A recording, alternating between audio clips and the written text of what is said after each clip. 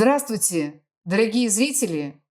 В первую очередь, конечно, я хочу поздравить всех с Днем Победы. Дни продолжаются эти, в общем-то, не только 9 мая, но и наш выпуск выйдет гораздо позже. Но мы память храним о подвиге наших предков, отдавших свои жизни за освобождение человечества от фашизма. Мы храним не только в этот день, не только в эти памятные даты, но и круглый год, и всегда. Поэтому я бы хотела в первую очередь поблагодарить жителей города Алматы за то, что они поддержали инициативу проведения шествия памяти «Батырларга тағзым», «Поклонимся героям», или «Бессмертный полк», как это раньше называлось, за то, что они действительно проявили невероятную активность. Каждую неделю мы направляли в акимат письма с просьбой согласовать это шествие. И, конечно же, спасибо акимату города Алматы за то, что он это шествие согласовал. Но подвести итоги его все-таки нужно и обсудить, как оно прошло. Поэтому я сегодня пригласила к себе в студию ветерана афганской войны Ауэза Тулмаханулы Бисимбаева. Я хочу сказать для своей русскоязычной аудитории. Обязательно титры на русском языке будут. И дело в том, что мы с Ауэз Мырза на самом деле, как настоящие алматинцы, мы двуязычные, билингвы, и мы спокойно переключаемся с казахского на русский, с русского на казахский. И для нас это совершенно не представляет никакого труда. Он прекрасно понимает, когда я говорю по-русски, я понимаю, когда он говорит по-казахски. Поэтому у нас сегодня будет беседа необычная. И я вас прошу не отключаться, потому что тема «Результаты шествия памяти», она очень важна для будущего. Потому что мы хотим все-таки подвести итоги, сделать выводы и на будущее, чтобы не было тех ошибок и минусов, которые произошли в этом году, а те плюсы и позитивное настроение, которое было в этом году, чтобы мы перенесли их на следующий. Вот. Поэтому мы продолжим нашу беседу. Ауэз Мырза, өз өзіңізді енді сіз таныстырыңыз біздің аудиториямызға. Не жағдай жасайтыныңызды, қандай жұмыс жасайтыныңызды ойыңызды әңгіме ретінде біз екеуміз сөйлесерміз. Біріншіден рахмет, Ақмарал ханым.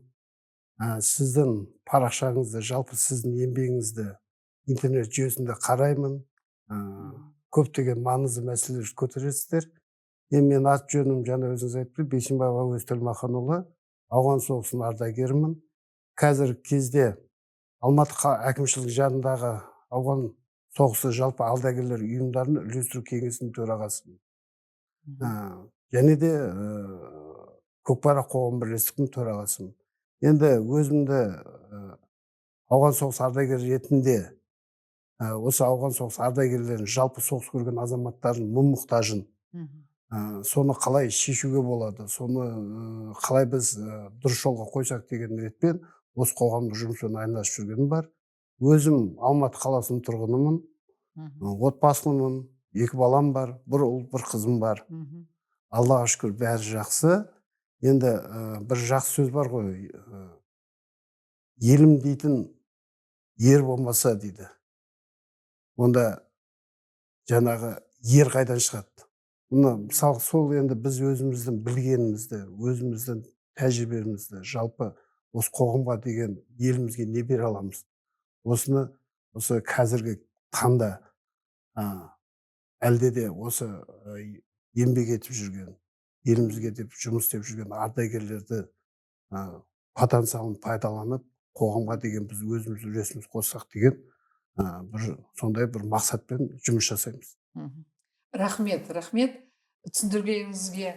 Ауэз Мырза, вы начинали были у самого истока, так сказать, движения воинов-интернационалистов в Казахстане. И, конечно же, вы помните, что вот такое шествие памяти у нас началось еще в 99 году. О том, что назвали там бессмертным полком, да, это назвали его так в России. Но и к нам приехал тогда артист Василий Лановой, которого все знают по военным фильмам советским, особенно фильм «Офицеры», я его просто обожаю. И тогда он зажег огонь, как бы вот этот самый памяти. Но само шествие памяти началось в Казахстане гораздо раньше. Вот расскажите, пожалуйста, когда оно началось, как оно началось, в каком году? Иә, сұрағыңызға түсіндім. 99 жылы осы Алматы қаласында ол кезде жаңағы үйлестіру кеңесінің төрағасы Мұрат Мұхтар Шабдышүкіров болған.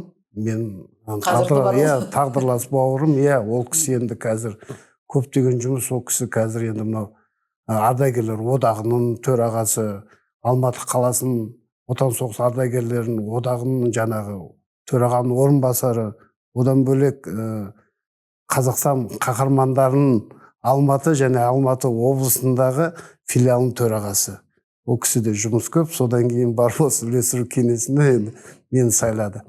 Я хочу сказать спасибо еще большое Мурату Мухтаровичу Абдушукурову, который каждый год, он, в общем-то, действительно, благодаря своей военной выдержке, выучке и выправке, помогает нам согласовать вот это шествие бессмертного полка. Это дается ему большими нервами. Сразу же после этого он уезжает отдохнуть, восстановить свое здоровье. Но очень хочется, чтобы в будущем это давалось нам легко и просто, поэтому мы нашли этому решение, и я скажу об этом в конце нашей беседы. А сейчас продолжим. Әрине, Мұрат Мұхтаршың еңбегі өте зор. Енді біз жаңағы ең бірінші бұл шеруді Алматыда басқан кезде бүкіл Қазақстан өңірінен ауған соғыс ардагерлері келген. Сол кез бір ерекше бір жағдай болды. Шымкент өңірінен, Шымкент өңірінен келген балдар өнеге болды бәріне. Бірдей киім, бір жаңағы солардың тұрған коробкасы бір әдемі көрінді, бір бізге келешекте бір осындай тәртіп. Енді Бауыржан атамыздың сөзі бар ғой, тәртіпке бағынған құл болмай, тәртіпсіз ел болмайды дегенде, өте тәртіпті сол кезде өтті.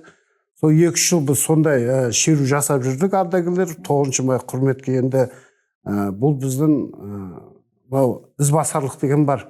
Енді орысша айтсақ, жаңағы преемственность поколения дейміз ғой, ізбасарлық. Отан соғыс ардагерлеріне қарап біз өстік. Отан соғыс ардагерлердің ерліктеріне тамсынып біз сол кісілерге ұқсағымыз келді. Отан соғыс ардагерлерін біз құрметтедік. Мен әлі күнге дейін өзім еске алам, біз ауған соғысынан келген кезде ең бірінші бізді қолдаған отан соғыс ардагерлері. Менде мынандай бір жағдай болған, поликлиникада отырмын.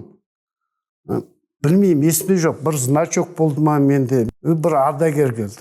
Орыс кісі медальдармен келді, ветеран Великой Отечественной войны. Проходите, дедім мен. Как не проходить? Без очереди проходите, дедім. Нет, сынок, деді. Ты же тоже ветеран, деді. Мен айтым, как вы узнали? Где служил? В Афганистане, дедім. Нет, ты тоже ветеран. Ты сказал, нет, я не смогу, деп. Біз қазақтық тәрбиеміз бар ғой. Ол кісіні кіргіздім. Сол кезде мен бір түсінгенім, ол кісілер өмірде көп қиындық көрді. Және де өзінің бар білгенін, сол ұрпақ сол қиындықты көрмесінде бізді тәрбиелеп, әлі күнге дейін Аллаға шүкір ардагерлеріміз бар ғой, тірі, бірақ аз.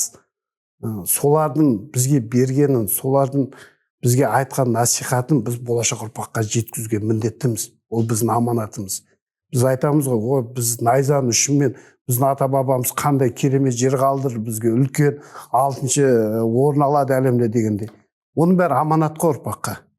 Сондықтан тарихта жақсы нәрсе ұрпаққа аманат болып қалу керек. Ол өзгермеу керек еш уақытта. Себебі шындық ол біреу. Ол шындықты біз қалай жақсы қыламыз десек те, оған бір бояу қоссақ та ол боялмайды. Өйткені ол қалай бар, солай қалады. Мен негізі түбір ойым сол, осы үлкендердің бізге берген ақылын осы ұрпағымызға жеткізіп кетсек деген сондай бір мақсатымыз бар. Енді. Мен сіздің жаңағы орыс ардагердің айтқан туралы көз жасымды да даже ұстай алмадым. Иә, әрине, тура осындай преемственность поколения дейді ғой, преемственность поколений, опыт поколений дегенді әрине сақтауымыз керек. Бірақ енді біз кешегі 9 майдағы өткен шествиемізді памяти батырларға тағзым деген. Енді жақсы жақтарын айтайықшы, не болғаны, қалай болғаны айтып беріңізші, сізге ұнағаны не болды? Біріншіден, халық өте көп жиналды. Ол халық көп жиналды. Біз санап алдық 30 мың, тек қана колонналарда, коробкамен 30 мың. Енді саябақтың ішінде көптеген, мынау қазір жасы кеп қалған азаматтар бар бізде. Олар жаңағы шеруде жүре алмайды.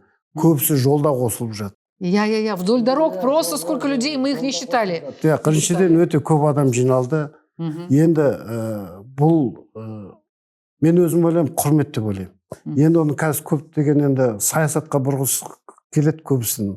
Негіз бұл саяси іс-шара емес, бұл адамның ішкі жан дүниесінен өзінің ата-бабасына, ерлеріне, батырларына көрсеткен құрмет деп санаймын мен өзім.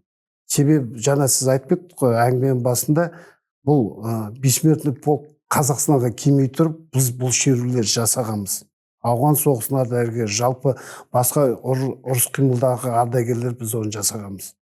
Өйткені біз әскер көрген азамат ретінде, соғыс көрген азамат ретінде мысалдар көп. Біз бұл кісілермен әскерге кетпей тұрып сұхбаттасқанбыз. Әскерден келгеннен кейін де сұхбаттастық. Өйткені соғыс көрген азаматтарды мынау бейбітшіл өмірге келгенде өз-өзін орнын табу өте қиын болады. Мысалға шетелді айтатын болсақ, Америкада мен өзім зерттеп көрдім, соғысқа барып келген азаматты 1 жыл бойы өкімет жаңағы сол мынау өмірге келуге жаңағы психологтармен жұмыс істейді, жаңағы соның бәрін уақытта жасайды. Тек қана 1 жылдың несінде. 1 жылдың көлемінде. Қанша ардагерлер под мостами наркомания, бірақ енді көрдіңіз бе, енді бірінші келгенде өмірге дамып кету. Енді мен ойлаймын, неге бізде ардагерлер өз орнын таба алады. Мысалы, соғыстан келгеннен кейін қайша батыр атамыз, Бауыржан атамыз мысалға жазушы болып қандай еңбек етті соғыстан кейін. Батырларымыз жалпы соғыс ардагерлері бәрі өз орнын тапты. Сол сияқты ауған соғысының ардагерлерінің ішінде де мықты азаматтар өз орнын тауып еліне жеріне қызмет етіп отыр. Мен бұны енді біздің өзіміздің бір қазақи тектілігіміз, біздің өзіміздің бір менталитетімізге байланысты ма? Өйткені бізде көп бала шағалымыз ғой.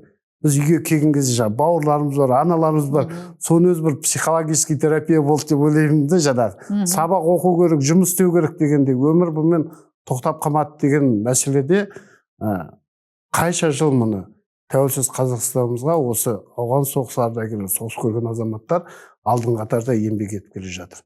Енді атап кетсек, біздің істеген тірліктеріміз көп, бірақ соны құнсыздандыру, соны жоқ қылу, жалпы тарихта бір нәрсені алып тастау, бұл тұңғиыққа келеді. Себебі бар нәрсені біз көрсете білуіміз керекпіз. Мысалы, маған да ұнамайды. Жаңағы бізде бессмертный полк, мұны ар жақта Ресейдің саясаты деген әңгімелер. Неге біз оны бессмертный полк келмей тұрып, біз бұл шеруді бастағанбыз.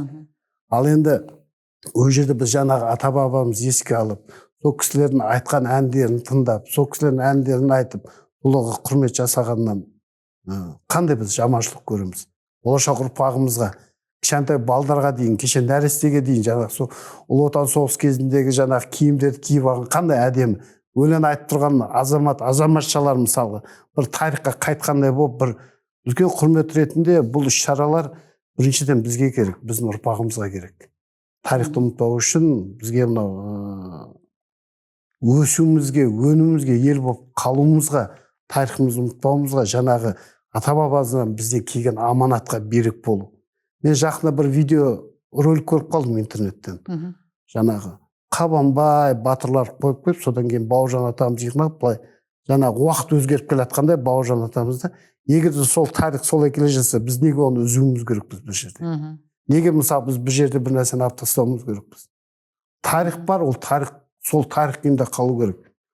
Енді мен ішімде тұрған нәрсе көп. Жақында мен бір тарихшымен сөйлестім. Ол кісі бір бағдарлама жазғысы келді. Ол кісіні тарихшының ойы енді жас қой енді. Енді ол кісі енді действительно армияға да бармаған, жаңағы совет өкіметінің аяқ жағында ғана дүниеге келген адам болу керек. Бүкіл кеңес одақ кезін бір қасірет ретінде санайды. Бұл біздің тарихшылар. Енді ол тарихшы егерде өзі солай ойлап тұрса, ол ұрпаққа не жеткізеді. Енді мен өзі ағалығымды айттым, тарих қалай бар солай жету керек. Батырлар еш уақытта құнсызданбау керек. Мысалға, мен осы мектепке барған кезде балдардан сұрайын. Ерлік деген не деймін? Ол осы батырлық, достық, құтқару бәрін айтады. Енді басқа мемлекетте жасалған ерлік, ол ерлікке саналан ба, саналмай ма деймін. Это подвиг или не подвиг? Бір ауыздай бәрі подвиг дейді. Почему деймін ғой? Сөйтсем, потому что он друга спас, потому что маленького ребенка спас. Мен жаңа бір жануарды құтқарды, спас. Ол ерлік жасады. Сондықтан ерлік ол шекара жоқ ерлікке. Ерлік ол өнеге. Оны бір жерге бөліп тастау, сен мысалы Қазақстанды қорғаған жоқсың, сен не істедің деген ол дұрыс нәрсе емес. Бұл жалпы ер азаматтардың, батырларымыздың, бізді үлгі болатын ата бабаларымыздың ерлігін жоққа шығару. Осы нәрсені қазіргі идеология дейміз енді, адамның тұғырық ойындағы жүрегінде шығатын нәрсені осыны жан тәнімен біз үлкен буын, кіші буынға жеткізуіміз керекпіз. Жақын арада мен өзім бір сабақ өтіп жатқанда патриотизм не деп мен бір балаға сұрақ қойдым. Оның сұрағыма қатты ұнады. Біреу айтып жатыр, ел үшін өледі, біреу басқа дейді. Анау бала тұрды да, Қазақстан дегенде мен ішім жанады дейді. Қандай керемет айтты. Сонда Қазақстанның киімі, Қазақстанның туы, Қазақстан жалпы мемлекет дегенде оның іші жанып, өртеніп, мақтанышқа келеді. Негізі патриотизмнің шегі ол мақтаныш өз елімізбен, өзіміздің батырларымызбен, өзіміз істеп жатқан ісімізбен. Неге бағыттанбаймыз? Қай жерде 30-40 мың адам жиналып, жаңағы батырларға тағзым жасап жатыр. Дұрыс айттыңыз, аузыңызға алмай. Өте дұрыс айттыңыз. Бірақ Қазақстанда тек қана қазақтар тұрмайды ғой. Иә. Қанша ана орыстар бар, ана Ресей империяның уақытындағы олар да казаки, например, да. Олар да біздің жерімізді қорғады, жоңғарлардан сақтап берді. Енді былай қарағанда Коканское, Хивинское, Бухарское ханство болғанда, азиатские походы дегенде. Енді біздің бабаларымыз, қазақ бабаларымыз, олар да қатынасты ғой. Оның үшін біздің Шымкент, весь юг оказался в территории Казахстана. Почему? Но сейчас, понимаете, создалась такая ситуация, что получается наши русские, немецкие, уйгурские, корейские, украинские представители других этнических групп, они тоже вот так же, как казахи, не могут отказаться от своей идентичности национальной. Біз аруағымыздың жатқан жерлерін сыйлағандай, олар да ата бабаларының жатқан жерлерін сыйлайды. Олар да өздерінің аруақтарын сыйлайды. Олар да бұл жақтан кеткісі келмейді. Неге біреуге ата бабаларының зираттарын тастап қайда кетеді олар? Ақмарал ханым, сізге айтайын, мен бұл нәрсеге жалпы орысша айтқанда просто қараймын. Біз негізі ел боламыз десек, негізі біз ұрпаққа дұрыс нәрсе көрсетеміз десек, жаңа айтып кеттім ғой, тарихымыз қалай бар, солай қалу керек, оны өзгертпеу керек. Біреуге ұнайды екен, біреуге ұнамайды екен емес, ол тарих қалу керек, қалай бар. Ол жерде жасалған ерліктер айтылу керек, міндетті түрде. Біз өзіміздің батырлардың ерлігін құнсызданбауымыз керекпіз.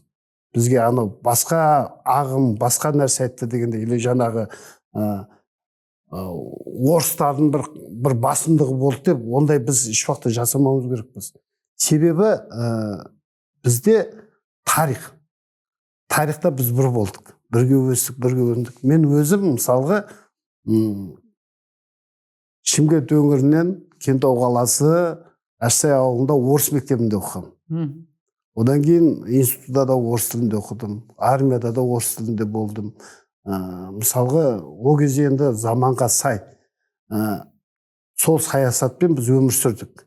Енді мен бір нәрсені айтам, Кеңес одағын андай болды, мындай болды, үйтті бүйтті деп көп жаман нәрселер айтқан кезде мен бір нәрсе айтам. Соғыс қай жыл бітті деймін, бәріне сұрақ қоямын. 45 жыл дейді. Гагарин космосқа қашан ұшты деймін. 60 жыл деймін. 15 жылда деймін да, үлкен қаланың бәрі жермен жексен қалған. Ғылым бәрі төмендеген. Ешқандай мүмкіндік жоқ. 15 жылда Кеңес одақ өз-өзін көтеріп, әлемнен ең бірінші космосқа ұшты. Мақтанатын жағдай ғой, мақтанатын жағдай. Содан кейін Кеңес одағында біз өмір сүрдік қой. Кеңес одағында жаңағы білім тегін, емхана тегін деген. Жалпы ол кезде қарапайым адамға деген көңіл басқа болды. Мысалға, мен әкем өзі шахтер болып жұмыс істеді. Кавалер ордена Ленина герой алам дегенше жетпей қалды. Жасы денсаулыққа байланысты қайтыс болып кетті. Сол кісілер не үшін еңбек етті? Біз үшін еңбек етті. Жаңағы стақан істейді, пятилетка дейді, норманы выполнять етеді. Барлық салған заводтар. Бәрі күштің бәрі. Ол әрине қате түсім. Орыстар келіп бізге саған жоқ, өзімізді ата-бабаларымыз өшірді. Өшірді жергілікті тұратын жаңа басқа ұлттылар бәріміз бірге салдық соны. Біздің кезімізде қалай еді? Жаңағы мен кішкентаймын, орыстың жаңағы бір мерекелер болды, Христово деп. Жұмыртқа бояйды, оны жейміз. Жаңағы орыстар келіп бізге шелпегін алып келетіндей. Бәрі болды мысалы. Оны енді қалай жаман мысалы болды. Мен сондықтан бұл нәрсеге мен айтып тұрмын ғой, жаңағы орысша айтқанда просто қараймын. Мен бірінші құндылықты бағалаймын. Қай жер дұрыс, қай жер шындық. Мұны шындық бізде осы ма, бірге жүру, бірге тұру. Енді әрине біз қазір көп нәрсе, жаман нәрсені көп көреміз. Мысалы, бір басқа ұлттың бір азамат бір жаман нәрсе сөйлесе, сонда іліп аламыз да. Ал енді басқа ұлттың, орыстар, қазақтан жақсы қазақша сөйлеп тұрғанын көрмей қаламыз кейде. Ол бізге деген құрмет қой. Әрине бәрі әсті-әсті, бірденен болмайды. Әрине көптеген қазақ азамат, азаматша мамалар қазір қазақша сөйлеуге тырысып, бұл келе жатыр, заманның ағымы. Бұл өмірде өзі адам өз тура туып салып келеді. Бірақ бұған асығамыз деп, жанымызда жүрген адамды ренжітіп, оған бұл көңіліне тиетіні, қауат тиетіні жаңа айтып отырсыз ғой, әр ұлттың өзінің салт дәстүрі бар деген. Бізде ондай құқығымыз жоқ. Егерде мен әкем сол шақта еңбек етсе, соның қасында басқа ұлттың адамдар деген еңбек. Олар сол жағы Қазақстан көтерді. Әрине бұл жерде көптеген жаңағы саяси әңгімелер шығады. Бізге ақша берген жоқ, біздің ақшамызды алып қойды, бізді жаңағы младший брат қылып жасап қойды деген нәрселер бар. Ол дүниелер болған шығар. Бірақ енді болды деп біз оған қараймыз, ол бір адамдардың кесірі ғой, халықтың нәрсесі емес қой. Біз халық бірге тұрдық қой. Өте дұрыс. Біз халық бірге тұрдық қой. Енді я вот вернусь к нашему шествию, что как раз-таки шествие прошло очень хорошо. Мы обязательно поставим ролик двухминутный буквально в конце этой нашей беседы и покажем, как прошло шествие. Но собралось очень много народу. Но, опять-таки, я все-таки, Ауэз аға, деликатный дипломатический етіп айтып жатырсыз, дұрыс енді. Ардагер ретінде, ұстаз ретінде. Бірақ мен журналистпін ғой. Мен енді шындықты тікелей адамның бетіне айта аламын. Бұл сіздің дұрыс қасиетіңіз. Сондықтан мен шындықты айтайын, рұқсатыңыз болса. Я сразу же расскажу про минусы. Во-первых, с самого начала. То, что акимат нам, конечно, согласовал шествие батырларға тағзым. Но, во-первых, согласовал он нам очень поздно, всего за 2 дня. В прошлом году акимом был Ярбулат Досаев, нам 30 апреля согласовали. У нас хотя бы была неделя, чтобы людей оповестить, организоваться, собраться. В этом году Мурату Абдушакурову позвонили вечером 6 мая, поздно вечером. И, разумеется, 7 мая – это выходной день, 8 мая всего за 2 дня, но даже за 2 дня мы собрали 30 тысяч. 30 тысяч людей, которые пришли именно в колонии. Мы не считаем абсолютно тех, кто пришли с утра, еще до официального возложения. Люди пришли после того, как прошло шествие. Люди стояли вдоль дорог во время шествия. Мы их не считаем. Только те, кто прошли в коробках наших, их 30 тысяч. И это большая цифра, большое количество. Но, во-первых, я хочу объяснить разницу. Мы об этом говорили в прошлом подкасте. Как раз вот были у меня генерал Бондаренко, Резван Сулейменов, тоже ветеран Карабахского конфликта. Потом, значит, Мурат Абдушукуров. Мы этот вопрос обсуждали. Нужно обязательно различать гражданское шествие. Это гражданская инициатива, порыв гражданский, который они вот хотят выразить память. Почему они хотят это сделать? Еще раз объясню тоже. У многих из потомков этих героев, которые погибли, многие пропали без вести, предки. И они не знают, где их могилы. И для них это символическое шествие, как к общей братской могиле их дедушек, бабушек, прадедушек, отцов, чтобы поклониться, отдать дань уважения этим героям. Под этим нет никакого другого подтекста. Они росли без семьи. Многие из них росли, понятное дело, без отца, без матерей, сиротами были, в детских домах выросли кто-то. А эта родовая травма, она все равно передается генетически. И вот этим вот единым шествием они как бы пусть ненадолго, там, в течение 1 часа идет это шествие, они оказываются в семье таких же, как они, сирот, потомков героев. Они на вот этот 1 час, может быть, 1,5, чувствуют вот это единение, родство, дух вот этот, который передается им от предков, да, несут свои портреты, они чувствуют, что вот они рядом, их папы, дедушки, что они рядом с ними. И это очень важное чувство сохранения памяти. В свою очередь, военные парады проводятся государством. Это решение о их проведении принимается главой правительства. Там в юбилейные даты или какие-то знаковые дни. Друзской, да? Не, министерство. Я, в общем-то, хотела это позже сказать, но здесь вставлю это, да? Что негативные, деструктивные силы в обеих странах, и в России, и в Казахстане. Я знаю, такое же происходит и в Узбекистане, и в Кыргызстане, и в Туркменистане, может быть, там более контролируется все, да? В Таджикистане. Деструктивные силы пытаются внести раздор между республиками Центральной Азии и между Центральной Азией и Россией, руководимые извне, по какому-то своему внутреннему недоумию то же самое делают. Где-то за донаты, за гранты пытаются внести в раздор между нашими народами. Например, если кто-то вбрасывает какую-то провокацию, организовывает, у нас ли, как типа языковых патрулей, или в России, типа вот эти высказывания депутатов, которые непонятно на кого, на чьи интересы они работают, на интересы России или интересы Запада. Получаются такие вбросы, и тут же русские шовики и казахские нацики, как шавки по обе стороны границы, начинают играть в пинг-понг, перебрасывать. Я не удивлюсь, что они проходили одни и те же курсы в одних и тех же неправительственных организациях и из одного источника финансируются. Поэтому мы не должны поддаваться на эти провокации.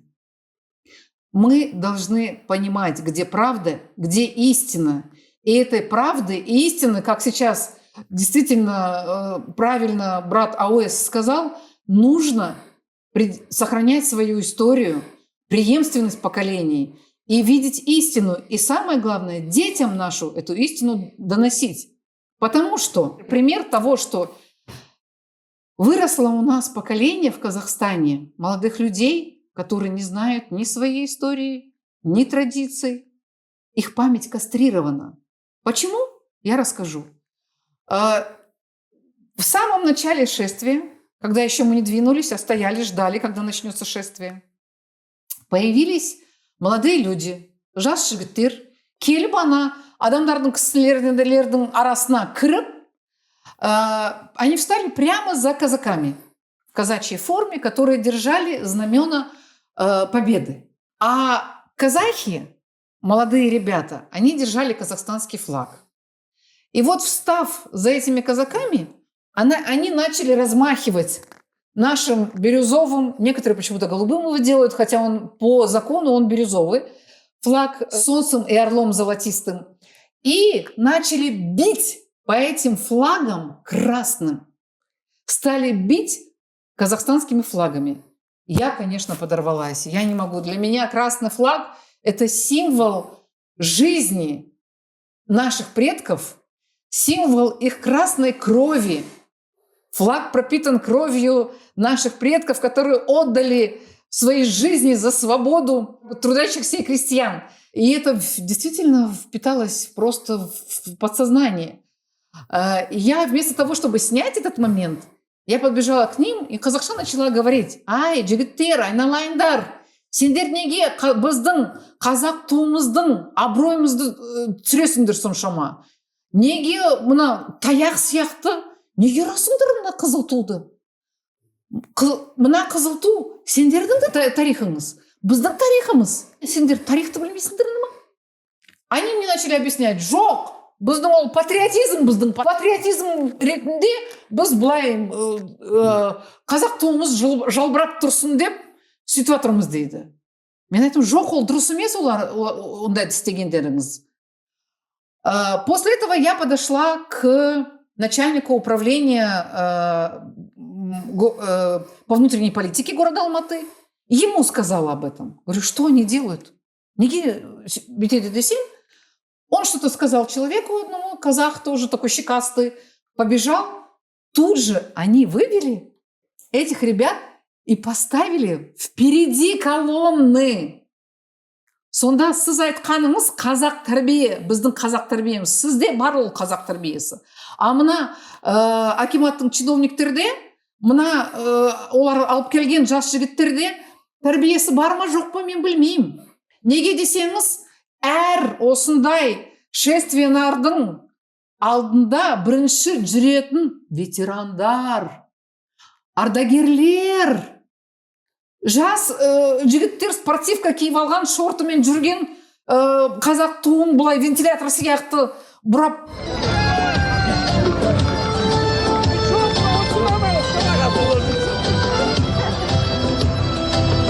Дұрыс айтамын ба, мен жоқ па? Енді мен сізге бір нәрсе айтайын, оны мен де байқадым.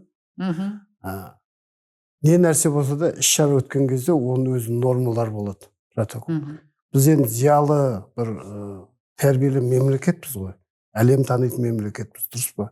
Біз қандай іс-шара жасасақ та, біз бұл жерде, жаңа сіз өзіңіз айтпақшы, жалпы елімізге, Қазақстанымызға, туымызға, жаңағы нелерімізге болсын бір ұят сөз келетін нәрсе жасамауымыз керек. Бұл ең бірінші бізде бірінші тұратын нәрсе. А бұл енді жаңа ішкі саясаттың бір білместігі, жоқ әлде бір нәрсені көрместігі деп айтамаймын. Мүмкін. Жаңа өзіңіз айтсыз, Қазақстанда бір жас ұрпақ пайда болды дедіңіз. Мен сізге бірақ айтайын, былай айтайын. Армияда қызмет етпеген ұрпақтар, армияға балдарын барма деген ұрпақ бар бізде. Енді сол 80 жылдан ба бастап. Енді мен жаңа айттым ғой, біреуге өнеге болу үшін сен өзі сол нәрсені дұрыс жасауың керексің. Ал оны дұрыс жасау үшін саған тәжірибе керек, және де өмірлік бір ұстаным керек. Мен оны көрдім, әрине. Алдың қатарда протокол деген жоба бойынша мейлі біздің мемлекеттік туымыз тұрып жарқырап кесін. Бірақ ол келгенде қалай келу керек? Бірде әдемі киіммен. Мейлі бұл әскери шер емес, әскери азаматтарды қосамаса, бізде вузларда бірнеше военный кафедралар бар. Военный кафедрада киіммен қызмет етеді. Солар киіп әдемі болып. Мейлі форма кимесе бір ақ көйлек, қара шалбармен туды құрметтеп. Туды ұстаған кезде енді әртүрлі киініп тұрған. Бұл енді бүкіл бұрынғы кеңес одағында тарайды бұл видеолар, интернетте тарайды. Енді сол жерде жаңа бізді алдың қатарда сөйтіп киіп келе жатқан жігіттер, әрине маған да ол жаныма батты. Бұл енді мен жаңағы айтып тұрмын ғой, ішкі саясатта жалпы қай жерде болса да Қазақстанда өз ісіне, тірлігіне жауап беріп, орысша айтқанда ответственность ала алатын адам болу керек, жауапкершілік ала алатын адам. Бұл сол істі жасаған адамдар осыған жауапкершілік ала білу керек. Соны жөндей білу керек. Жаңа сіз енді минус жағын айтып отырсыз ғой, плюс жағын да айтып кету керек бұл жерде де. Жаңа адам көп болды, қазақша алға деп тұрды, жеңіс күні құтты болсын деп, орысша да здравствуй победа, бәрі болды, керемет болды. Көңіл күй, жалпы бұл нәрселер бұл азаматтық қозғалысты бұзған жоқ. Бұзамайды. Өйткені жаңа сіз өзіңіз айтпаңыз, біздің ішкі жанғы дүниеміз, жаңағы түбіріміз осы еске алу, осы жаңағы құрмет ету ретінде болғаннан кейін. Бірақ әрине бұл нәрселерді айту керек. Сізден журналист ретінде батыл айтып отырсыз, бізден қоғам қайраткер ретінде біз бұдан қорықпауымыз керекпіз. Неге қорқуымыз керекпіз? Дұрыс емес жерді дұрыс емес деп айтуымыз керекпіз. Егер де біз дұрыс емес жерді қоя бер дейтін болсақ, біз еш уақытта дұрысталмаймыз. Сондықтан бұл қателіктерді міндетті түрде біз өзіміз байқаған жағынан ішкі саясатта, мысалы біз енді қызмет жасаймыз ғой, жаңа жұмыс жасаймыз, ардагер ретінде міндетті түрде бұл кемшіліктерді мен де жеткізем. Өйткені ол дұрыс емес. Алдың қатарда мемлекеттік туды ұстап келе жатқан жігіттер сол туға сай киім болу керек, сол туға сай қимыл жасау керек, сол туға сай өзін көрсету керек. Дұрыс. Мысалға мақтаныш қалай? Қазақ батырлары жүр ғой қазір, мысалға әлемде бүйтіп деу болып келе, бәрі әлем қалай қызығады. Неге біз қазақ туын сөйтіп жүргізбейміз? Неге сондайғы бір әдемі қылып көрсетпейміз әлемге? Түсінесіз ба?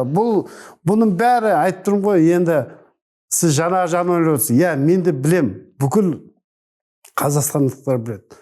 Тылсым күш бізді көре алмайтын, тыныштығымызды көре алмайтын. Біздің қазір мемлекетіміздің осы жағдайда аспанымыз ашық, соғыс жоқтығын көре алмайтын әрине бар. Ол көршімен ұрыстырып қой. Негізі мен бір депутатпен сөйлестім. Атын айтпай-ақ қойын. Маған айтады, система дейді. Мен системаға қалай қарсы шығамын дейді. Мен айтамын, сіз системаға қарсы шықпай қойыңыз. Сіз ата-бабамыз бізге қалай үйретті? Шындықпен жүр, адалдықпен жүр, үлкенді сыйла, халыққа жамандық жасама. Бауыржан атамыз сөзі бар ғой. Елің үшін терін төк, қанын төк деген, аянба деген. Мұны солай қызмет жаса. Тізгінді ұстадың ба, билікке келдің ба, солай қызмет жаса, сонда саған еш нәрсе жаман сөз де келмейді, басқа да келмейді. Бірақ енді бұны айтатын біз сияқты аға буын болу керек, міндетті түрде.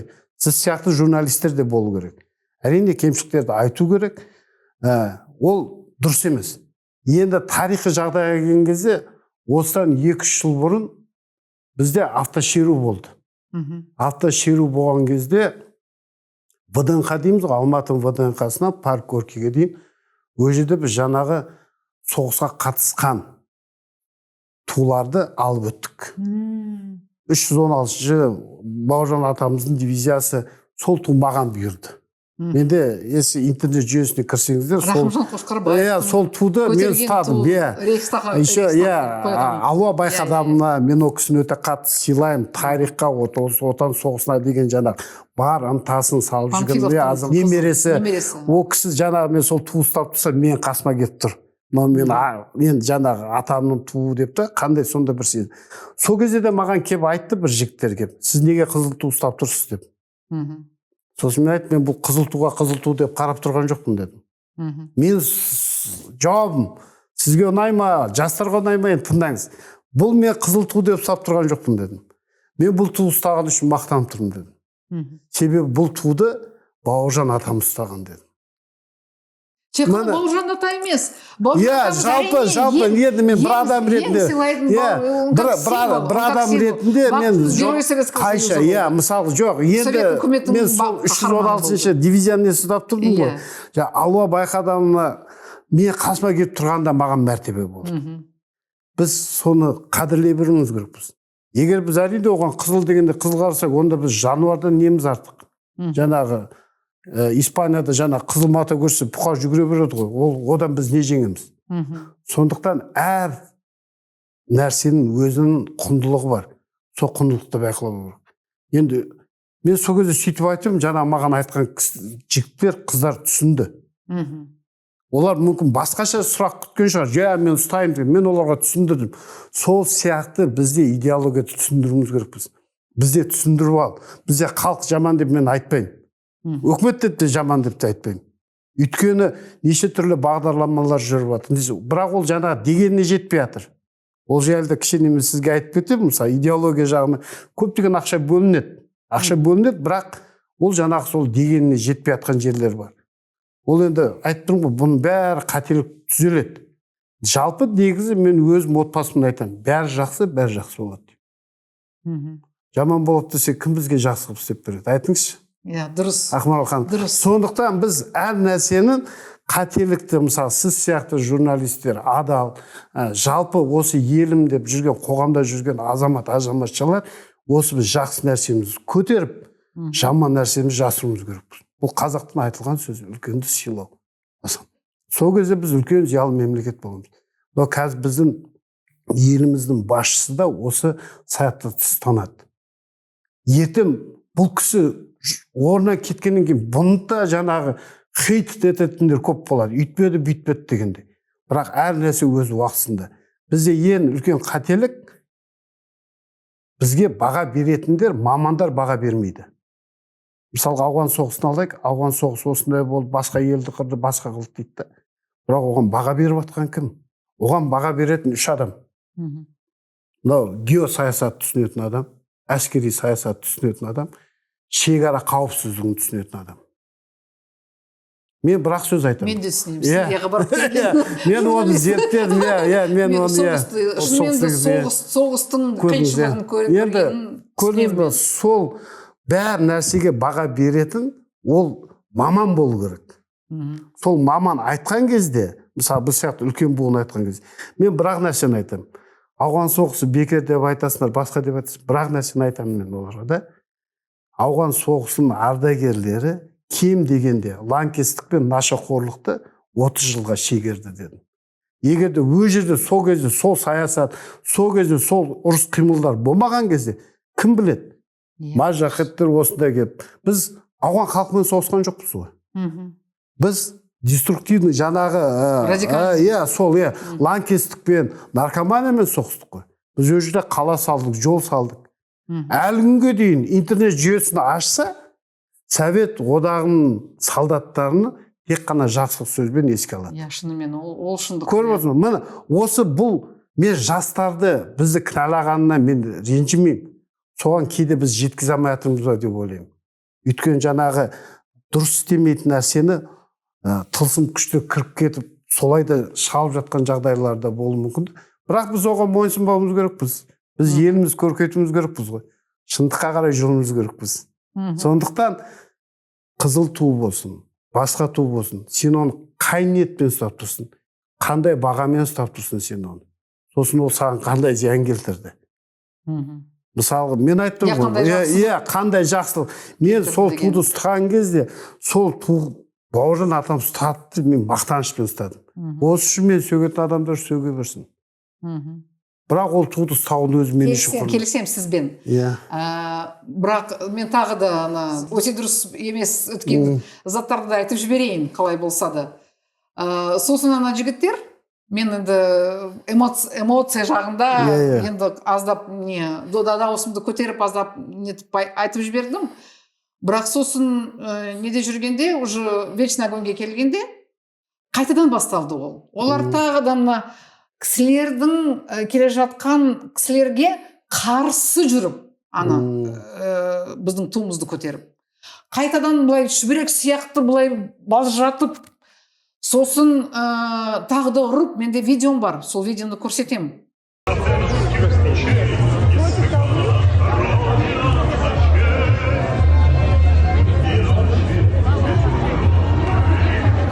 Сосын мен шыдай алмай тағы келдім, ай жаным, айналайын, сен неге бүйтесің, неге істейсің олай? Ол дұрыс емес, сен шүберек сияқты нетіп біреуді шыбынды ұрам деп жүгіргендей қазақ туын олай ұстауға болмайды деп айттым. Тағы екінші жігітке де келіп айттым, сен неге адамдарға қарсы неге дейсің? сен кісілерге қарсы емессің ғой деп. Сіз дұрыс айттыңыз да, шеру енді дәстүрлі, абыройлы болу керек, иә. Бірақ адамдар енді мына соғыстың заманының өлеңдерін айтқанда, олардың енді көңілі көтеріліп кетеді. Қазақша да бар ол өлеңдер, орысша да бар ол өлеңдер, да. Соны айтқанда, бірақ халықтың өзі айту керек. А бір чиновник, ана колонканы көрдіңіз ғой? Такое ощущение, как будто они хотели казахскими песнями перебить именно то, что на русском выполнялось. Дело в том, что здесь функции акимата очень ограниченные, я бы сказала, должны быть. Они должны обеспечить безопасность этого шествия, скорую помощь. Волонтеры есть, если волонтеры должны стоять, показывать направление, куда идти, чтобы не было столпотворения, регулировать, может быть, вот эти коробки, да? Чтобы не было именно столкновения, не было столпотворения, чтобы не было. Но вот эти вот волонтеры занимались совсем другим. Плюс, когда уже у вечного огня звучит, например, такая песня, да, допустим, звучит День Победы. Или песни о Великой Отечественной войне.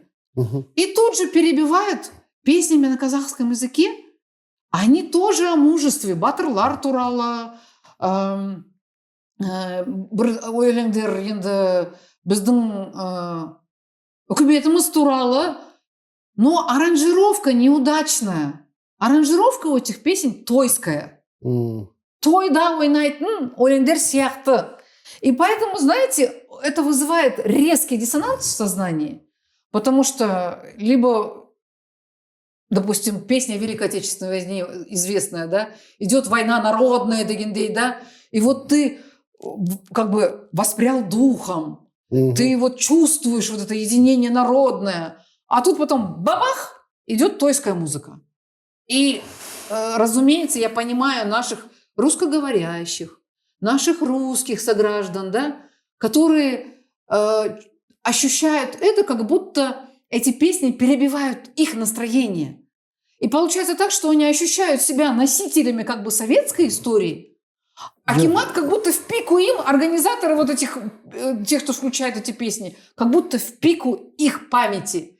И тут совершенно неосознанно вот эти вот наши чиновники, которые выросли на переписанных учебниках истории, которые выросли на совершенно, может быть, другом, где-то кто-то на Западе учился, где-то, может быть, мало кто учился. Оралмандар да бар қандастарымыз, у которых тоже совсем другая история. Это потомки тех, кто как раз-таки бежал от советской власти.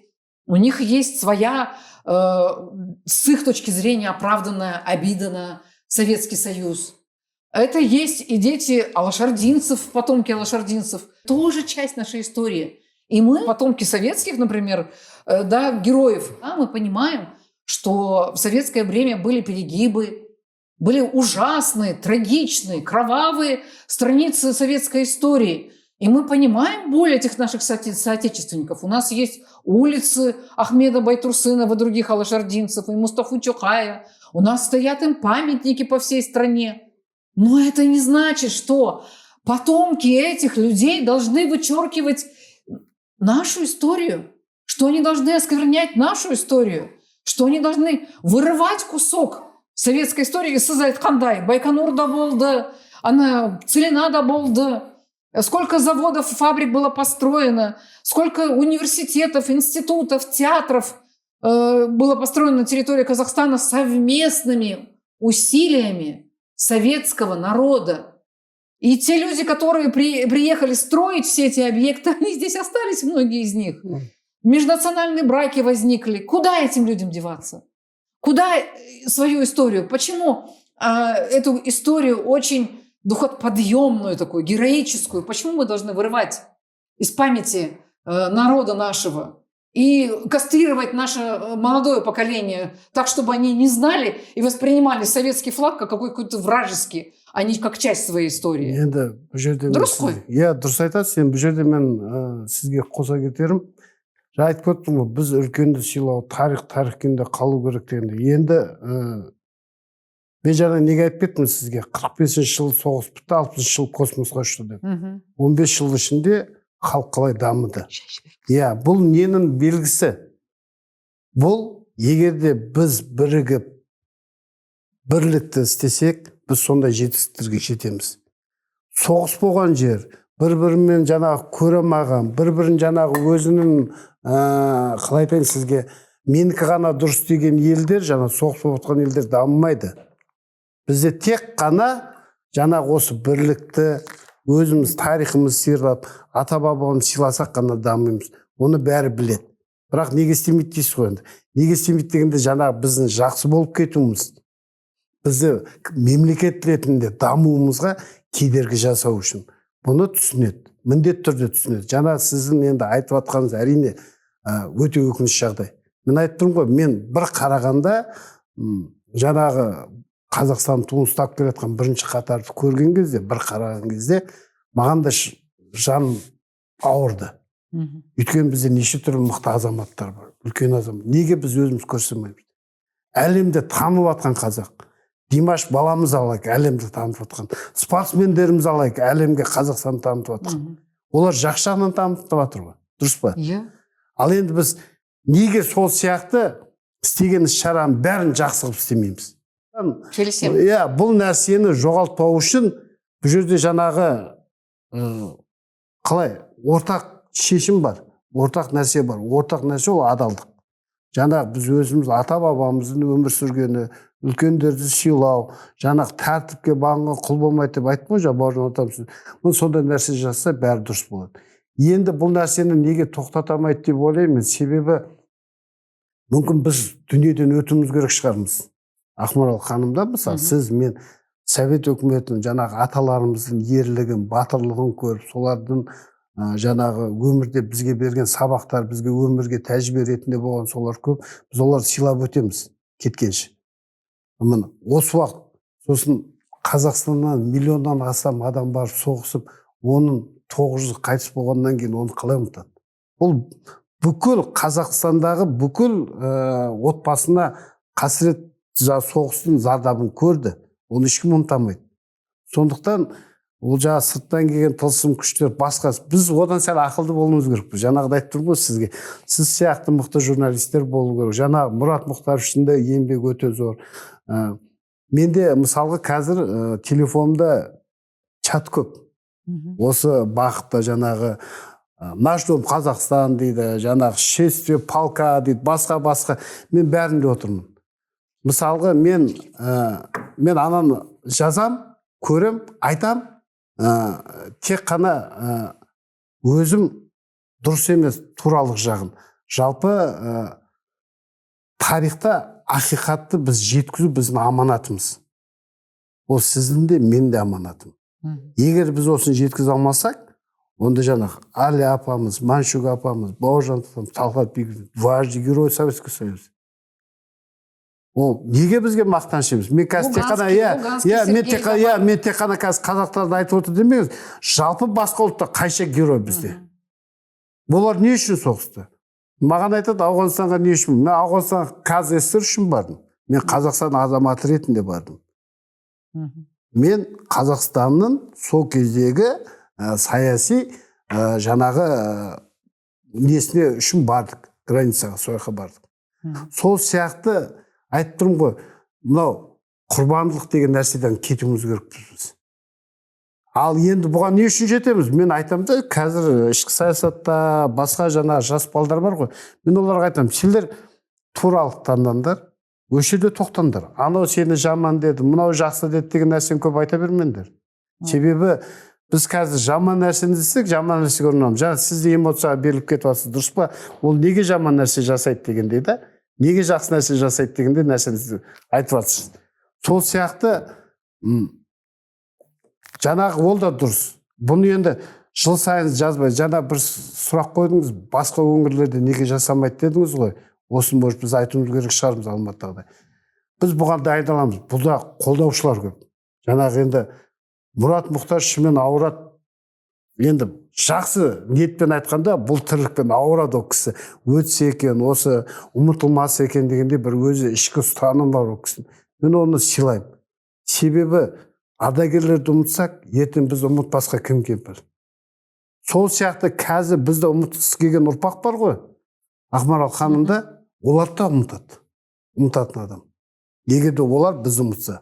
Сол сияқты бұл жерде үлкен буыннан біздің мақсатымыз осыны жеткізе білу. Жастарымыз жақсы біздің, жаман емес, жақсы. Мен өзім сенем, бірақ сіз айтқандай бір уақытта туылған жастар бар. Олар жаңағы Кеңес одағында болмады, және де әскерде қызмет етпеді. Жалпы ұлттық патриотизм деген бір ғұлама айтқан ғой. Естігенді ұмыттым дейді. Көргенім еске қалды дейді. Өзім істегенімді үйрендім дейді. Біздің үлкен буынның істейтіні осы. Біз естіген ұмытпауымыз керекпіз, көрген ұмытпасын, естіген есте қалдыруымыз керекпіз оларға, жалпы өзіміз білетінімізді істеп үйретуіміз керекпіз. Сол кезде бәрі дұрыс болады. Келесем, өте дұрыс айтқан сөзіңіз өте дұрыс. Өйткені мына жерде ақ пен қара бар. Жаңа өзіңіз айтып кеттіңіз, дұрыс емес нәрселер де болды. Бір Голощекин өзін қайта-қайта жаза береді, қайта-қайта жаза береді. Бұл жерде енді бізде өкіметте қозғалу керек. Өкімет осы сіз сияқты, біз сияқты қоғам қайраткерлер, сіз сияқты журналистермен бірге отырып, осы қателіктер жөндеуіміз керекпіз. Тарих қай жерде дұрыс?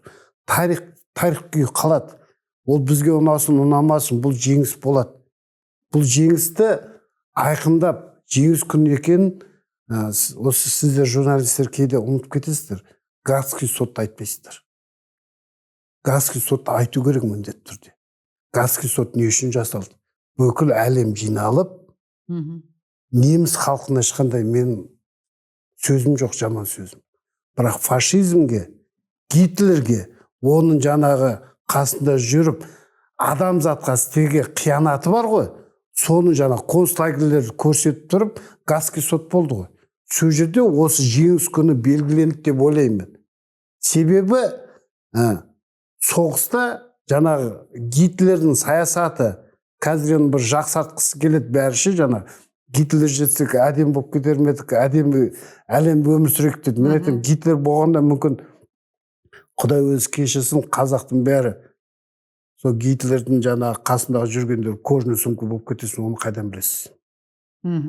Сол үшін тарихқа бағаны берердің алдында оны шында да саясатшы, сол кездегі саясат қалай болды, сол қалай болды, тарихты шынымен дұрыс түсінетін адам беру керек.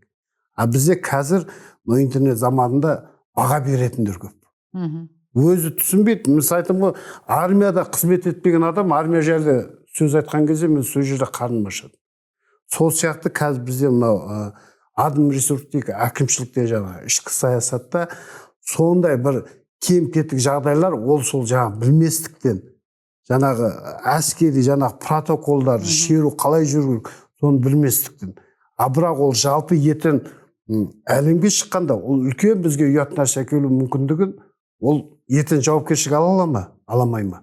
Сол үшін жауапкершілік алу керек та. Неге бірінші қатарда біздің туды осындай балдар киді дегенде, сондай киіммен? Неге олар бірдей киінбеді? Бізде соғыс болып жатыр ма? Бізде киім жоқ па? Енді ол туды шеру біткесін, олар апарып жерге тастады. Оның видеосы да бар. Сосын жинап, нетіп, бұрап матасын. Бір кішкентай бір не бар? Домик, небольшой домик. Оны не деген деп сұрасаң, ол туалет. Шіркеудің туалеті екен. Сонда өзіміздің қазақ туымызды жерге тастап, туалетке тақап қойған, сол осы енді манқұрт ретінде өскен балалар ғой. Осы өтірік тарихпен өскен балалар ғой. Оны енді қалай дұрыстаймыз? Олар жігіттер 18-20-20-дан өтіп кеткен жігіттер. Олардың біз сізбен сияқты біз үйренген тарихымыз енді өзіміздің ойымызда қалды ғой. Ойымызда емес, жүрегімізде, жанымызда батып кетті. Енді мына жігіттер, олар оқыған тарихы да оларға тура осындай Біздің тарихымыз сияқты мына өтірік тарих, өтірік жазған тарих, ол да өтіп кетті. Енді әрине ол дұрыс емес. Айтып тұрмын ғой, мысалға мен көшеде келе жатқанда мына Қазақстан шоколады бар ғой бізде. Иә. Сол қағазын көрсем көтеріп аламын. Біреу тастап кетсе мысалы да, бұл біздің тәрбиеміз. Менің қызым 10 жаста, кіші қызым. Сол жаңағы кетіп барады, бір мусор шашылып тұрса көтеріп кетемін, мектепке апарып кетемін. Маған айтады: "Әке, сіз неге көтересіз? Мына арада жинайтын адам бар ғой" дейді. Кішкентай қыз айтады. Мен қызыма айтамын: "Мен көтердім ба, ертең сен де көтер. Сенің достарың көтерсін. Сол кезде бізде таза болады." Таза болады сосын. Өзіміздің жеріміз ғой. Өзіміздің тәрбие. Сол сияқты, ол сол сияқты. Ал енді әрине ол әшейін туға жаңағы мата сияқты қызыл неге деген бүйтіп қараған адам, әрине ол адасқан адам. Бірақ оны да енді біз жаман деп айта алмаймыз. Себебі тәрбие бізден болу керек деп ойлаймын. Негізі адам жаңағы тізгін ұстаған, басшылықта жүрген адамдар өзі істеген тірлігіне жауапкершілік ала білу керек. Жаңағы ішкі саясат мысалы жүрді ғой сонда. Оларда адам ресурс бар, жаңағы безопасность, рахмет, безопасность, жаңағы милициялар, полициялар жүрді, бәрі болды енді. Барынша істеді. Енді сондай нәрселерді міндетті түрде қолда алу керек. Мен айттым ғой, мен өзім көргенімді, өзім дұрыс емес нәрселерімді сізге сөз беремін, мен міндетті түрде бұны ішкі саясатқа жеткіземін. Өйткені ол дұрыс емес. Бізді әлем көріп отыр. Әлем көріп отқанда әлем бізді туымызбен таниды. Әлем бізді біздің гербімізбен таниды. Әлем бізді қандай азамат ретімізде таниды. Біздің таза жүргенімізді, киініп жүргенімізді, үлкенімізді сыйлағанымызды, айқайламай жай сөйлегенімізді, тәрбиемізден таниды.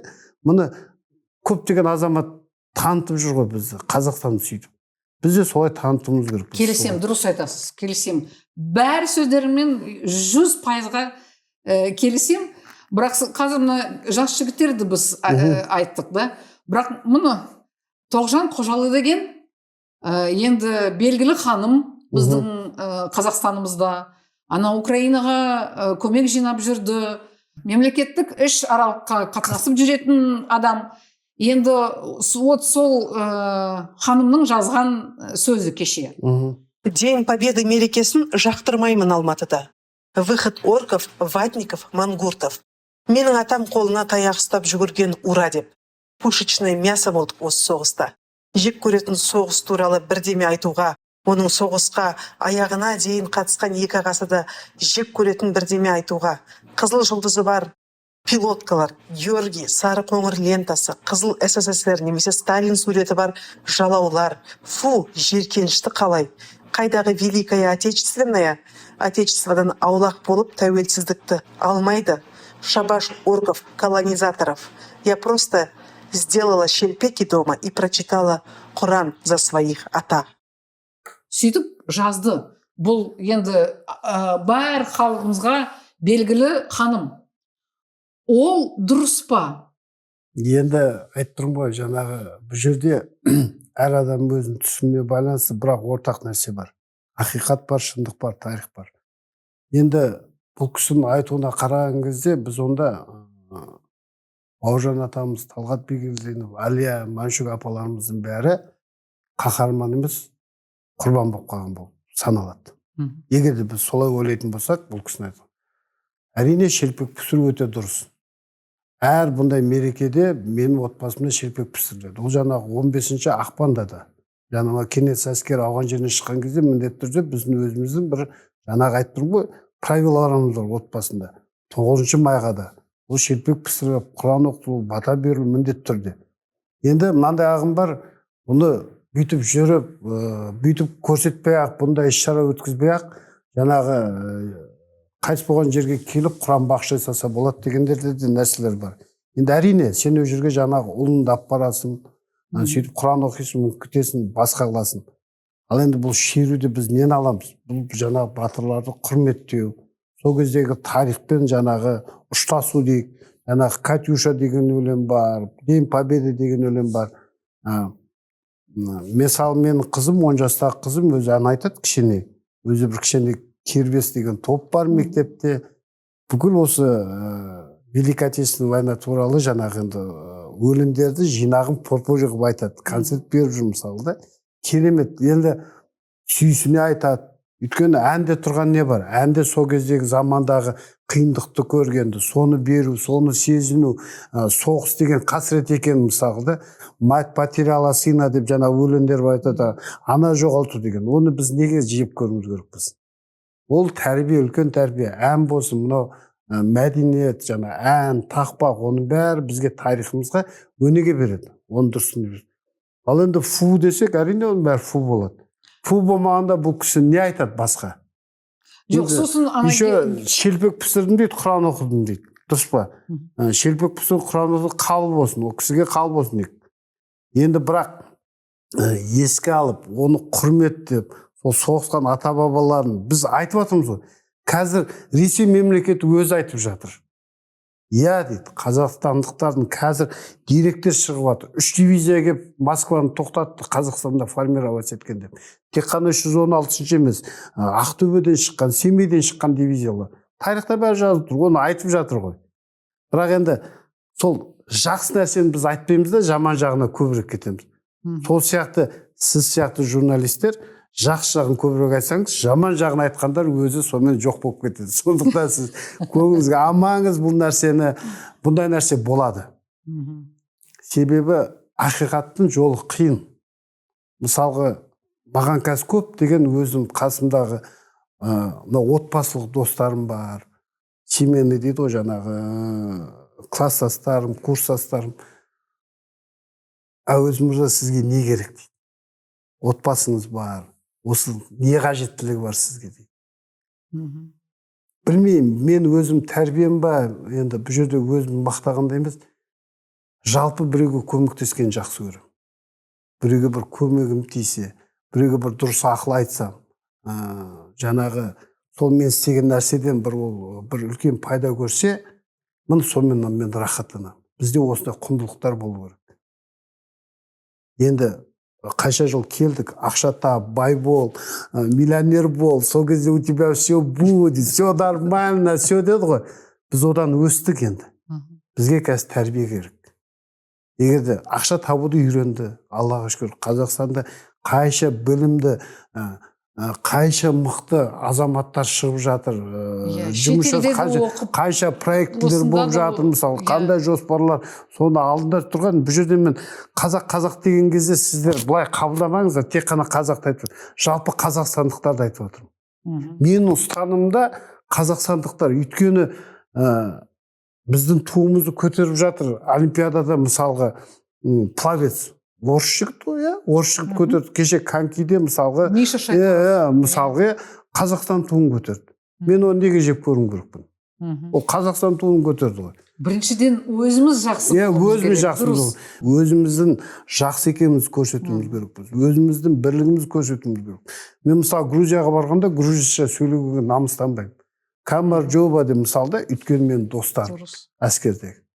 Жаңа Арменияға болсын, барвес дейді, жаңа здравствуй деген. Біз көк қалыпта тұрдық қой мысалы сондай да.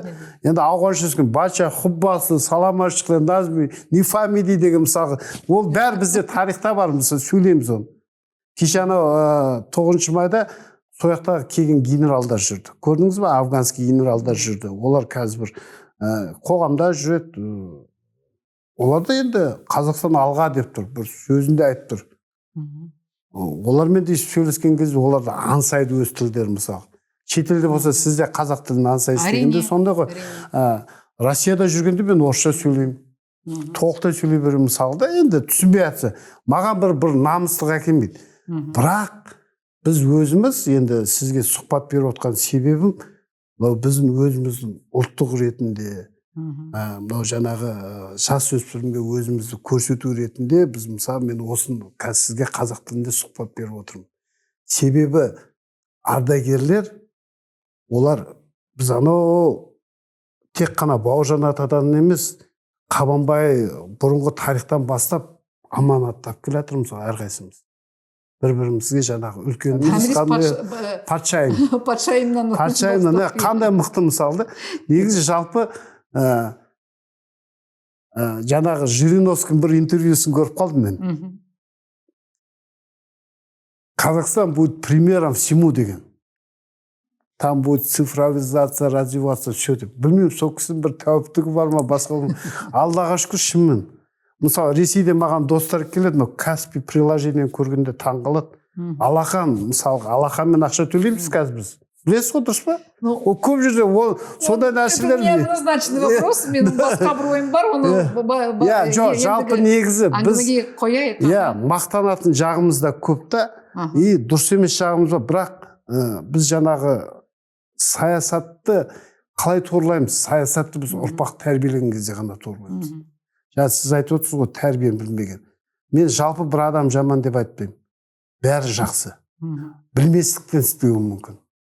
Әкімшілікке барам, өте қиын, мен сізге айтайын. Ардагер ретінде де мені қабылдау өте қиын. Қабылдауға кіру қиын. Ал енді жаңа мен көп балам деп айқайлап бір жас келіншек тұрады, ол қабылдайды оны. Біз ардагерлер айқайлай бермейміз, біз жаңағы ішімізде сақтап. Осыны айтқаныңызды мен сразу же есіме түсіріп алдым. Тоғжан ханымның сөзіне қалай қарсы бір аргумент жасайын. Мысалы, менің атам енді шахид болып өлді сол соғыста. Әжем қалды өзі, жалғыз өзі, 2 баламен. Екінші атамды, ол без вести пропавшы болды. Ол әжем енді 4 баланы көтерді. Мына папамның әжесі 2 ұл баланы көтерді. Сонда көмектескен кім сонда? Менің әжеме мысалы. Жаңағы Бауыржан атамыз, Бауыржан Момышұлы. Сосын Алибек Днишевтің әкесі Мұса ағай. Сосын туған өзім ағам болған Сұлтан аға. Ол да қайтып келді тірі, қанша өте көп енді жұмыс жасады Совет үкіметіне. Сонда олар әр демалыс күні бізге келетін еді. Сонда менің әжем дастархан жайып, менің мамам бешбармақ дайындап, олар отырып, тойлайтын еді. Олар арақты ішетін еді. 2 рюмка за победу, за фронтовой, и 3-ші молча за погибших деп тойы не чокаясь дегендей, да. Олар да ішіп жүрді. Соларға онда айтсаң, отырыңдар Құран оқыңдар деп айтсаң, олар түсінбейтін еді ол совет уақытында. Я действительно выросла так, что каждое воскресенье к нам приходили Бауыржан Момышұлы, Мусаль, Рахымжан Кошкарбаев, много людей приходили. Они действительно садились за стол, выпивали, и Бауыржан Момышұлы даже сажал меня на шею к себе. Но я, правда, побаивалась, потому что он был очень высокий, у него был такой громогласный голос. Так что, может быть, я в характере тоже такая, Бауыржан ағамыздың энергиясын күшін алған шығармын деп ойлаймын анда-санда. Бауыржан Момышұлы славился тем, что он всегда говорил правду в глаза людям. Мой дедушка Амиргули Кушеков, он был старшим лейтенантом воздушно-десантной бригады. И воевал, погиб как раз на украинский фронт. И погиб в Румынии. Он поднял свой взвод в последнюю атаку. Но этот дедушка, он живет во мне. И когда я вижу какие-то такие вещи, как оскорбление символов Великой Отечественной войны, когда я читаю такие сообщения, как это делает Тоғжан Қожалы, во мне поднимается праведный гнев против этого. Я сама, пока жива, я буду защищать нашу историю настоящую. Я передала это слава Богу, я передала это своему сыну, и я уверена, он передаст это своим детям. У нас в доме всегда висел портрет деда, его шашка, его орден, его письма хранятся, я до сих пор храню их. И я считаю, что это мне по наследству досталось по праву. Потому что мы с отцом выходили, шли за руку, он меня вел каждое 9 мая к вечному огню. Но тогда Дидмухамед Ахметович Кунаев выходил спокойно, и все ветераны приходили вместе с народом. Они шли вместе с народом возлагать цветы, стояли спокойно у вечного огня. Никто народ не отделял от них. Я даже однажды подбежала, поздоровалась и с Динмухамед Ахмедовичем, и с Рахымжаном Кушкарбаевым, он тогда стоял. Я прекрасно помню. Они могли взять нас на руки, мы трогали их медали, когда вот совсем маленькие были. Я с этим выросла, я помню. А сейчас что делается? Почему власть боится сейчас народа? Почему пытаются вот эти вот забить энергию, позитивную энергию народа? Власть пытается забить настоящим образом, затушить, принизить. Вот сіз дұрыс айттыңыз, құрбан болмауымыз керекпіз. құрбан болмауымыз. Мы не должны быть народом жертвой, потому что сознание народа жертвы очень легко используется в дальнейшем внешними силами, врагами, теми, кто не хочет, чтобы мы жили в дружбе, чтобы мы процветали вражескими силами, для того, чтобы прибрать к рукам наши ресурсы. Вот как раз этот нарратив народа жертвы, он и продвигается. Потому что очень легко народ жертву потом использовать против другого народа. Мы видим, что случилось с украинцами. Это очень большая трагедия. У нас одинаково сердце болит и за русских, и за украинцев. Мы видим, как наших братьев-славян столкнули лбами в этой кровавой войне. И они вот своего вот этого национального, да, присущее обоим народам, они оба народа победители. И вот это вот народу победителям присущее качество сейчас никак не может остановить эту войну. Все прекрасно все понимают, кем финансировалась эта война и в чью пользу, в каких целях она была организована с обеих сторон. И в самой Украине, и в самой России. Были и есть до сих пор эти силы, которые поддерживали и финансировали эту войну. И такие же силы есть в России сейчас, которые хотят разжечь войну у нас. И наши деструктивные силы у нас поддерживают их. И я хочу обратиться сейчас к нашим русским согражданам, русскоговорящим согражданам. Провокации были, или ошибки, назовем их хорошо так, не только со стороны казахов. Они вот на этом шествии были. И со стороны русских, русскоговорящих. Один пример приведу. Единственное, что мы не успели это заснять, но наши ребята это видели. Мы еще внимательно посмотрим то, что вот в съемках с шествия 9 мая. Допустим, я лично увидела, но он быстро очень прошел. И мои ребята, которые снимали, у нас было 6 или 7, да? 7 команд, бригад, которые снимали это шествие. И они тоже это увидели, но он очень быстро прошел. Парень в майке ЧВК «Вагнер», с надписью ЧВК «Вагнер». Я с огромным уважением отношусь к ветеранам, подчеркиваю, к ветеранам с жетонами с буквой «М». Это ветераны ЧВК «Вагнер», которые освобождали Сирию от террористов. Я знаю Ратибора, это его позывной, который освобождал дважды Пальмиру. Пальмира – это достояние всего человечества, это не достояние Сирии.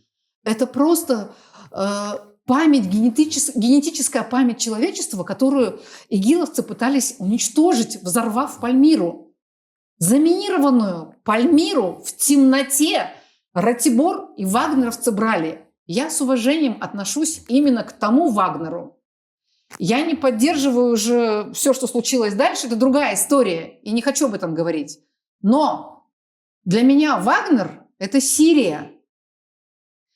Я практически единственный человек в этой стране. Ну, может быть, спецслужбы понимают, конечно же, но я единственный человек, который все эти годы объяснял народу Казахстана, что происходит в Сирии. Другие ребята, если тем более вы в Вагнере близко не служили, не смейте пачкать это звание. Не смейте освободителей Пальмиры сюда вмешивать. Близко не подходите к этому имени, к этому названию и близко не используйте нарратив Вагнеров у нас в стране. Это первое. Второй был случай.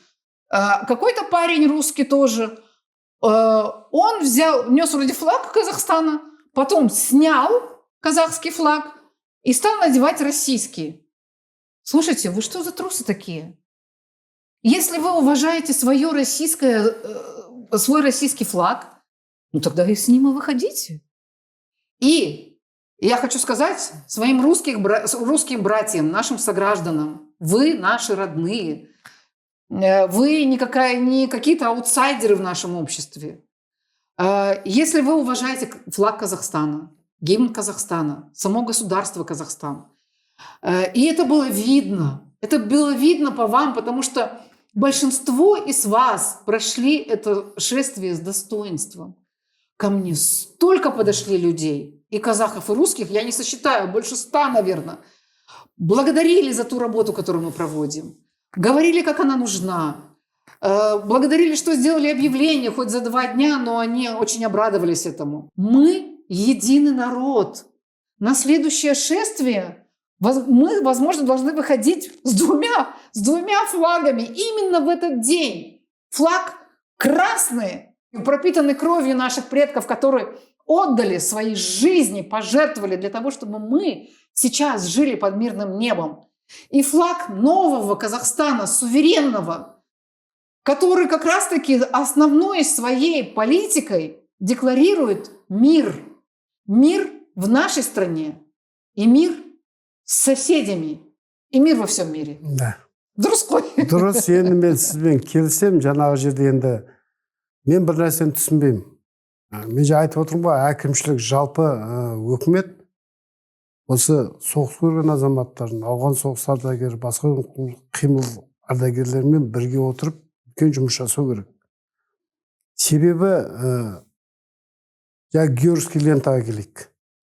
Георгиевский лента көп адам тағады мысалы, бірақ менің тағдырлас бауырларым жаңағы соғыс көрген азаматтар келеді, Координационный советімен басқарып отырмын, үйлестіру кеңесін келді, бізге пригласительный берді возложениеға. Акиматтан пригласительный жаңа кіргізгенде әкімшілік гүршок қоятын кезде пригласительный берді. Жаңа Координационный советке 40 пригласительный алдым мен. Пригласительныйге жаңа біздің лентамызбен 9 май деген значок берді тағы басында. Ешқандай бір кедергі болған жоқ, мен балдарға бердім, бәрі тағып алды. Қасына грёсленті тағып алды, мен ешқандай жұмыс жоқ. Бұл бір-бірін құрметтеу. Нет, это опять ошибка, не ошибка, или осознанное действие некоторых пропагандистов в России, которые как раз работали вот на то, чтобы Советский Союз окончательно разложился и распался не только, так сказать, физически, фактически, но и в сознании, чтобы народов бывшего Советского Союза, всех уже СНГ, чтобы произошел этот раскол. И они назвали эту ленточку Георгиевской. Георгиевская ленточка, она оранжевая, золотая и черная, субаска. А то, что мы надеваем, гвардейская лента, причем солдатская, она вручалась солдатам. Солдатская гвардейская лента – это не георгиевская лента. Ну, даже если георгиевская лента, георгиевские кресты получали наши казахи, я вначале уже сказала. За завоевание вот каканских, хивинских, это должны, наоборот, узбеки. Не дай бог, не надо обижаться, братья узбеки, не обижайтесь. Это история. Историю мы должны воспринимать, как правильно сказал мой коллега в чате журналистов, мы должны воспринимать не оценочно, а объективно. Бұл жерде баға берерін алды, адам өзінің тәжірибесіне сүйену керек. Сосын жаңағы он соны тану керек. Бізде он соны танымай атып баға беріп қой. Жаңа сізге комментария жазғандар, ол бір шетін көреді де, екінші шетін көрмейді. Бірақ сол екінші шетін көрсету, ол үлкен буынға, жалпы қазір өкіметтің басшылығында тізгін ұстап жүрген азаматтарға бұны міндетті түрде көрсету керек. Ал енді оларға тәжірибе керек болса, ол үлкен буынмен жұмыс жасау керек олар, міндетті түрде. Бірақ енді тағы да айта кетейін, үлкен буын болған кезде тәжірибесі бар адамдар. Мысалы, сіз жаңағы журналист ретінде айтып отырсыз ғой. Жаңағы батылдығыңыз шында да енді Бауыржан атамыздың иығында отыру енді үлкен құрмет деп санаймын. Енді ол содан берілді. Өзіңіздің жаңағы қаныңызда бар тектіліктен шығар. Батыр болыңыз. Енді әр нәрсенің өзінің маңызы бар. Сізде қазір осы жерде қазір сұхбат алып отқаныңыз, бұнда маңызы бар. әр нәрсенің қайыры бар дегендей, бұл да бір жақсы нәрсеге дүниеге әкелдір. Міндетті түрде жаңағы жұмысыңыз тоқтатпаңыз, дұрыс айтып отырсыз. Бірақ жаңағы енді журналистер эмоционал болады деген мен білмеппін. Эмоция көп беріледі екенсіз. Жаңағы енді әділеттік, шындықты, енді балсымдық, беделдікті, тарихты дұрыс жеткізе білу. Оқу керек, тарихты оқу керек. Мысалға, кезінде соғыс туралы кинолар көп көрсететін.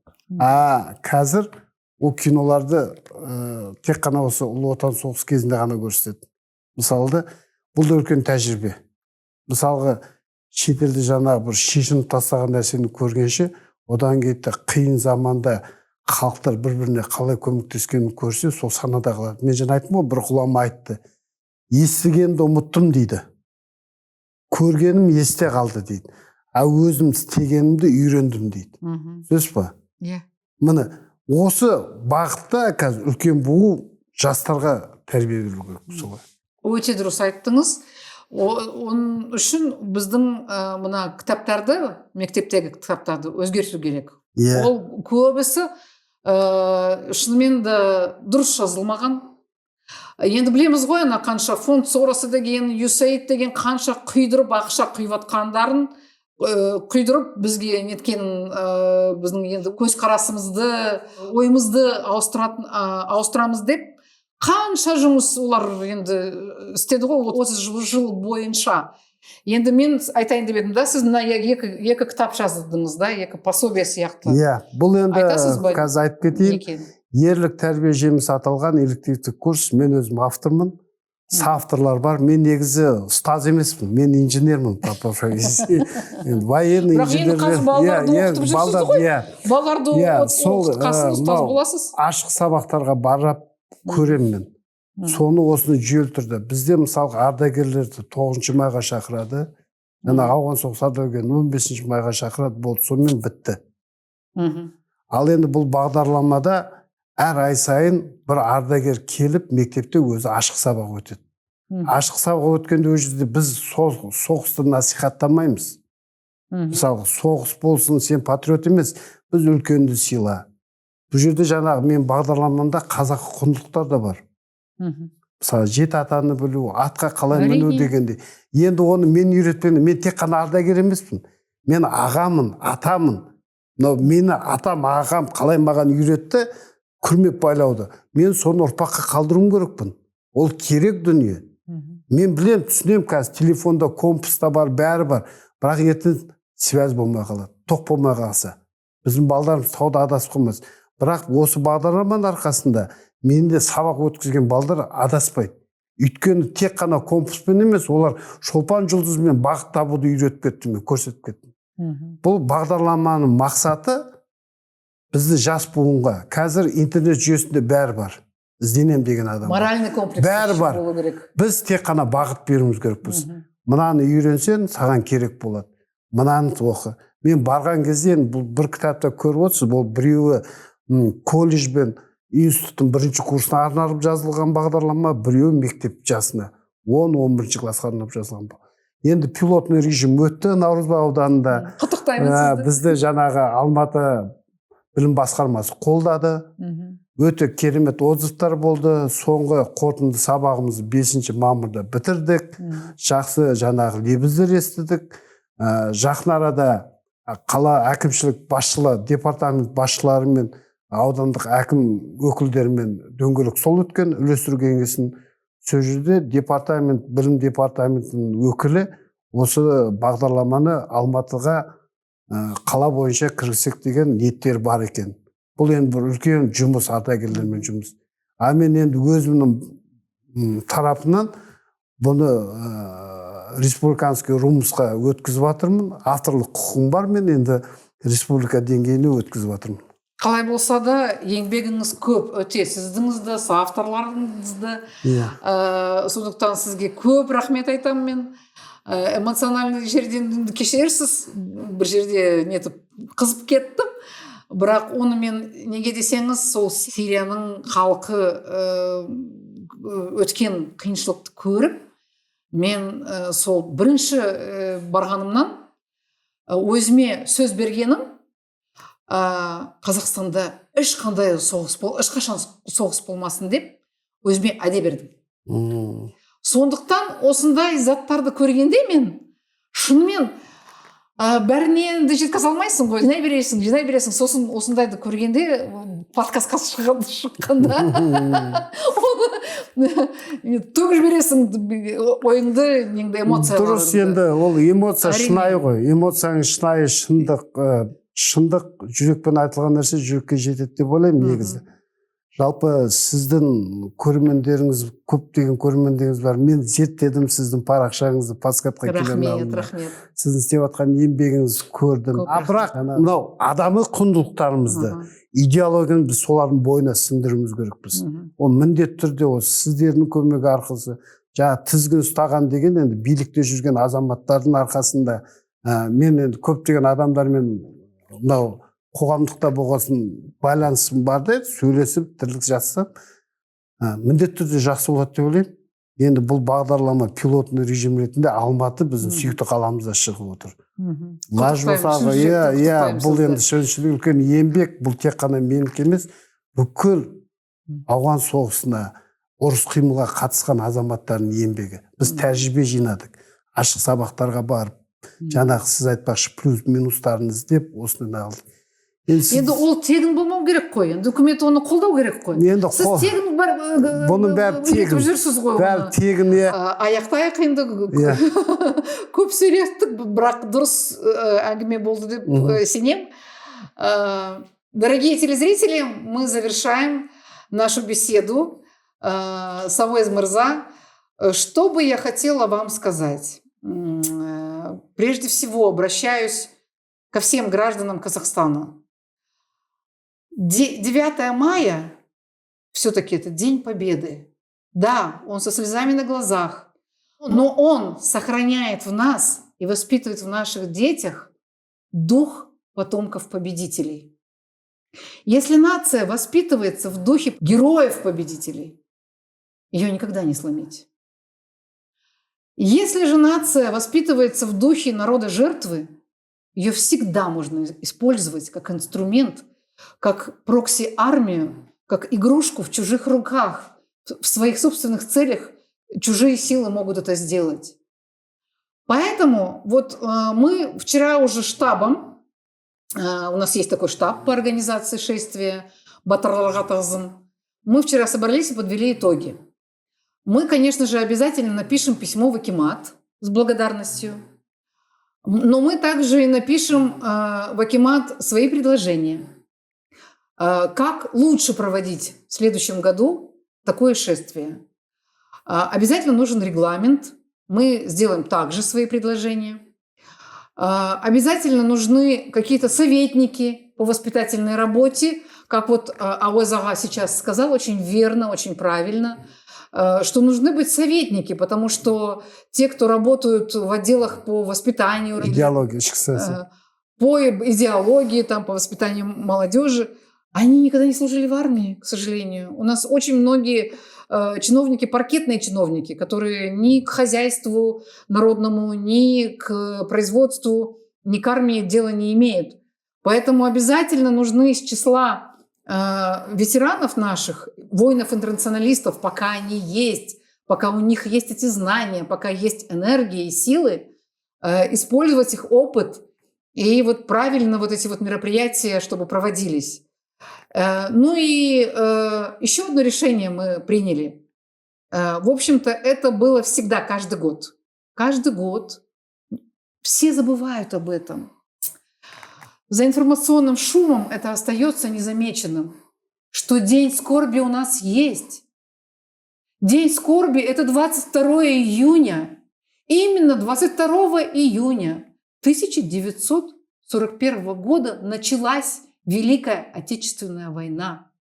И именно в этот день мы скорбим, читаем молитвы и в мечети, и в церквях. Поэтому в этом году мы снова хотим, как ежегодно мы это делаем, возложить цветы опять так же к вечному огню, пригласить имама, пригласить батюшку и прочитать молитву, испечь щельпейки, угостить всех, кто придет, и помянуть тех, кто отдали жизни. А среди них были разные. Были и коммунисты, были и бывшие белые, которые понимали угрозу, какая наступила теперь их уже красному коммунистическому отечеству. Очень много белогвардейцев работали на советскую власть. Были и репрессированные, которые понимали, что иначе они лишатся любого отечества. Были и политзаключенные, репрессированные, были и уголовники, которых в спину гнали, за ними СМЕРШ шел и стрелял им в спину. Но когда они уже прибыли на территорию, оккупированную фашистскими захватчиками, они увидели все ужасы тех концлагерей, когда они увидели ужасы, какие творились на оккупационных территориях, сжигали, когда целые деревни, людей живьем сжигали, вешали. И они тогда понимали, за что они воюют. Мы должны все вместе выйти. Вот я предлагаю сейчас от имени нашего штаба 22 июня собраться всем в 9 утра или в 10 утра мы еще это объявление сделаем, и вместе скорбеть, и вместе почтить память наших потомков, отдавших, сломивших хребет этому страшному, бесчеловечному злу фашизму. Вот на этом я заканчиваю. Подписывайтесь, пишите комментарии, ставьте лайки. К этому подкасту дизлайки не принимаются. Спасибо. До свидания и до следующих встреч. Сау болыңыздар. Рахмет сізге. Ауыз аға көп рахмет сізге.